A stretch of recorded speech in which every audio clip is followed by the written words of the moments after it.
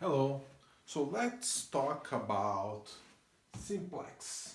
What's a simplex? Oh, it's a geometric construction which can be very useful. So let's look at this side here first. This triangle here with the number 1 as a superscript is the simplex. It's a subset of our Euclidean space of dimension 2. So the simplex of dimension 1 lives in the space, the Euclidean space of dimension 2. The simplex is the set of points x1 and x2 in R2. So here is the x1 axis, here's the x2 axis. So these are all the points of this plane such that each xi, I equals 1 and 2, is non-negative. So we are in this part here only, and the two coordinates add up to 1. So we are also in this straight line here, where x1 plus x2 equals 1. Okay? So we are in this segment. We need to be in this straight line, and we need to be in this quadrant, in the first quadrant. So the intersection is just this segment of line here. Okay. It contains, for instance, the simplex contains the point 1, 0, when x1 is 1 and x2 is 0. Non-negative numbers that add up to 1. Right? It contains 0.5 and 0.5, two non-negative numbers adding up to 1.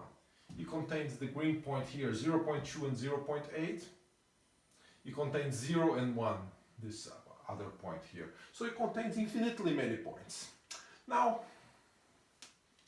we may as well think about a probability over a set with two elements. If you have a sample space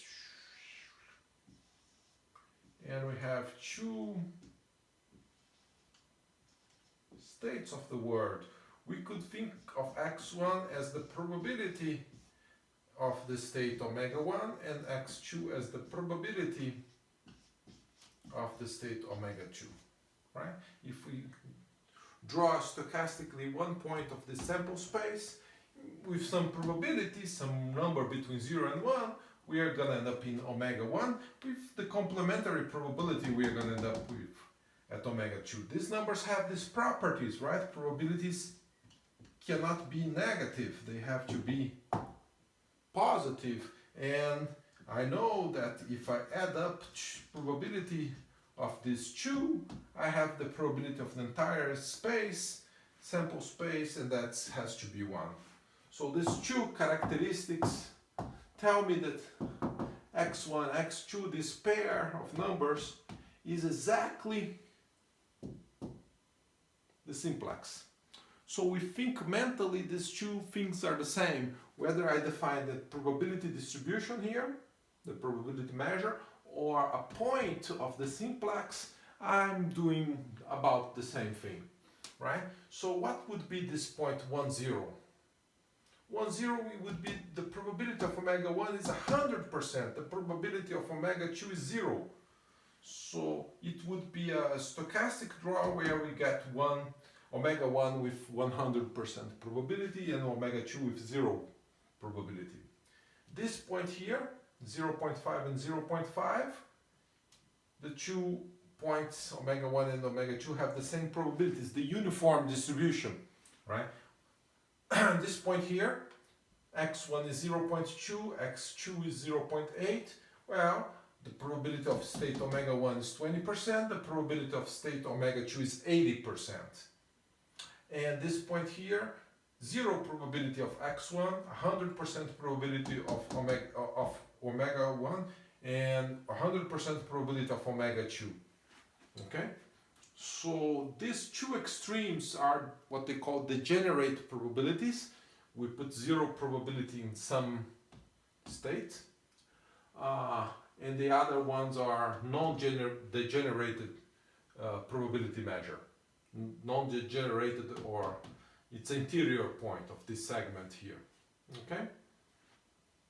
So we think about this simple probabilistic model with this geometric interpretation. Each probability measure in this sample space corresponds to a point on this segment here, the simplex of dimension 1 in R2. Why do I say dimension 1? How many degrees of freedom do you have here to choose your point? Only one. If you tell me the x1 coordinate, that's it. You cannot, you have a unique way of determining x2, right? x2 will have to be always 1 minus the number that you told me it would be x1, okay? So you can only have the freedom to choose one dimension here. If you tell me x2, I tell you what necessarily is the x1 is the complement. It's 1 minus the x2, okay? So here's the case if we have a sample space with 2 points. What if we have a sample space with 3 points? 3. Then you have the simplex of dimension 2 as a subset of R3, the Euclidean space with 3 dimensions. And the simplex here is the set of all points x1, x2, x3 in the space of dimension 3. Again, all coordinates are non-negative and adding up to 1. The 3 coordinates add up to 1. Here I made a sketch of the simplex. It's just this equation here corresponds to a plane. And this is telling me that all the coordinates are non-negative. So I mean this arctant where all this are positive or 0, right? So I could be at this point here, 100% probability for omega 1 and 0 probability for the other 2 states. I could be at this point here, 100% probability for omega 2, or at this point here, 100% probability for omega 3. Or I could be in the point like this red one here, where omega 1 has 0 probability, omega 2 50%, omega 3 50%. I could have 90% probability of omega 1, 10% probability for omega 2, 0 for omega 3, or this orange one is the uniform distribution. Omega 1, omega 2, and omega 3 all have the same probability, 1/3 probability. Okay? So that's the simplex. It doesn't have the interior, it's not the pyramid, it's just this surface here. Okay?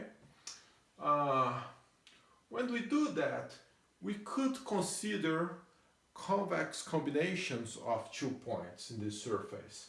For instance, consider this point here and this point here. I could make a line here, and all points of my straight line segment here also belong to the surface. Okay? So I could consider, if I call this P and I call this Q, then lambda P plus 1 minus lambda Q also belongs to my simplex, assuming P and Q belongs to my simplex. Okay? And lambda is something between 0 and 1. So I put weight lambda in P, this point, and weight 1 minus lambda in the other point in Q. So if, for instance, if lambda is 1, which is valid, right, then I'm at P for sure. If lambda is 0, I'm here in Q. If lambda is 0.5, I'm right in the middle. And I can calculate this, right? If I'm right in the middle, I have 1/6 probability of omega 1, then I have 1/2 times 1/2 plus 1/2 times 1/3 probability of being in omega 2, and the same for omega 3. Right? So yeah, all those weighted average of these 2 points are also in the same surface, so therefore they are also a probability distributions. Okay? We have this interesting way of combining 2 probability distributions. We also have this way of thinking about the geometry. Of course, if you have a sample space with lots and lots of states, many states, instead of 2, instead of 3, you have 100, yes, you cannot draw the diagram, right? But the algebra is still the same, right? What you're gonna have in higher dimensions are vectors with lots and lots of dimensions.